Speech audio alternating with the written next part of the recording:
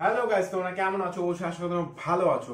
আজকের ভিডিও কি হতে চলেছে, আজকের রিঅ্যাকশন কি হতে চলেছে, ভিডিওটা লাস্ট পর্যন্ত দেখতে থাকো। আর দেখতেই পাচ্ছ আমার হাতে এক হাতে আছে গ্যাসোফাজ আছে, এক হাতে আছে আমার হচ্ছে ফেভিকুইক। এই দুটোকে মিক্স করার পর রিঅ্যাকশনটা কেমন হয় গাইস, ভিডিওটা লাস্ট পর্যন্ত দেখতে থাকো গাইস।